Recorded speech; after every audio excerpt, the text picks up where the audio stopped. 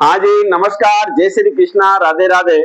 आज के इस मोटिवेशन क्लास में बहुत बहुत स्वागत, अभिनंदन।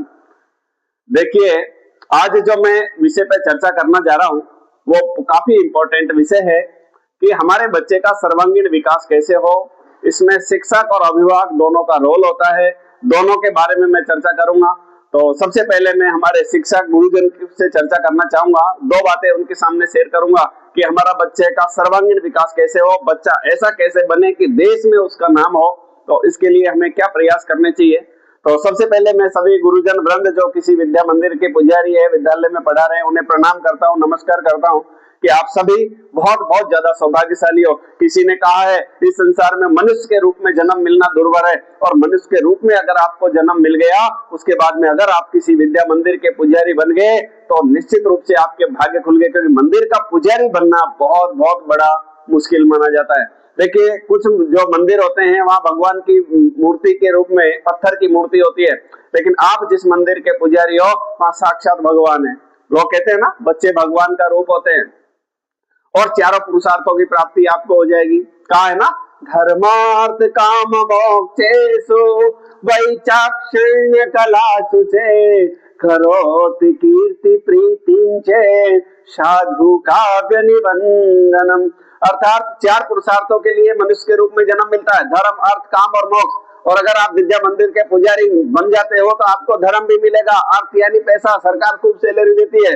धर्म, अर्थ, काम और मोक्ष और पैसा मिलेगा तो आप आपका कार्य कर सकते हो, और अंत में मोक्ष मिलना भी निश्चित है। इसलिए सबसे पहले आपको प्रणाम करता हूँ, क्योंकि आपका बहुत बड़ा योगदान होता है एक विद्या, क्योंकि माँ बाप का जो कार्य होता है वो बच्चे को जन्म देना और उसके पश्चात उसे पाल पोस के बड़ा करना होता है। लेकिन इस संसार में उस बच्चे का क्या अस्तित्व होगा, इसका निर्धारण एक गुरु ही करता है। जब किसी का बच्चा सफल होता है तो हो सकता है पड़ोसी लोग दुखी हो जाए, आसपास के लोग दुखी हो जाए, लेकिन दो व्यक्ति हमेशा खुश होते हैं, एक उसके पेरेंट्स और दूसरा उसका शिक्षक, वो हमेशा खुश होता है। तो मैं आपसे निवेदन करना चाहता हूँ, दो बातें आपके सामने शेयर करूंगा कि आपको क्या करना है। देखिए, सबसे पहली बात, आप किसी विद्या मंदिर के पुजारी हो तो आपको सबसे पहला काम ये करना है कि आपके कक्षा के जितने भी बच्चे हैं, आपके विद्यालय के बच्चे हैं, उनके पेरेंट्स से आपके संबंध बहुत बहुत अच्छे होने चाहिए। प्रत्येक पेरेंट्स के मोबाइल नंबर आपके पास में होने चाहिए, और ज्यादा नहीं तो कम से कम कक्षा के तो आपके पास में होने चाहिए। हर सप्ताह आप बात करो पेरेंट्स से। इससे क्या होगा, आपके बीच में जैसे रिलेशन अच्छा बनेगा, बच्चा ग्रो करेगा, मैं गारंटी दे रहा हूँ। बच्चे को पता है गुरुजी मेरे पापा से बात करते हैं, तो ऐसी कंडीशन में आपका हर सप्ताह आप एक बार बात करो। ऐसे ही फोन लगा दो, बच्चा क्या कर रहा है, बच्चा जब घर पे तो भी आप फोन पे बात कर लो, क्या कर रहा है बेटा।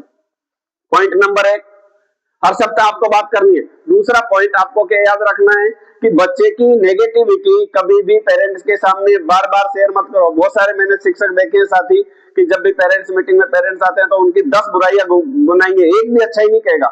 ऐसा हो सकता है क्या? जिस बच्चे को भगवान ने यहाँ पर मनुष्य के रूप में जन्म दिया है, कोई तो गुण उसके अंदर होंगे। इसलिए हमें बच्चों के, हाँ कुछ कमी है तो आप पेरेंट्स को बताइए, लेकिन उसके हमें हमेशा नेगेटिव पॉइंट मत बताओ। अगर 2 पॉइंट भी पॉजिटिव है तो वो भी आप पेरेंट्स के सामने शेयर करो, उसके पेरेंट्स को मनोबल मिलेगा।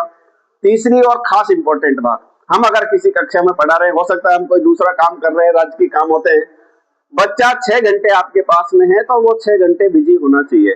चाहे आप उसको ड्राइंग बनाओ, बहुत सारे मेरे शिक्षक साथी देखे, वो कुछ काम कर रहे हैं, बच्चों को बार बार बोलते हैं चुप हो जाओ, आवाज क्यों कर रहे हो, तू खड़ा हो जा, आवाज क्यों कर रहा है, बातें मत करो। अरे भाई, कमी हमारे अंदर है, हम एक विद्या मंदिर के पुजारी, हमारे अंदर इतनी काबिलियत है, आप बच्चों को काम दे दो ना। इतना व्यस्त कर दो ड्राइंग बनवाने के। मैं तो आपको क्या बताऊं, क्योंकि आप खुद समझदार हो, आप मंदिर के पुजारी हो, तो बच्चों को व्यस्त होना चाहिए।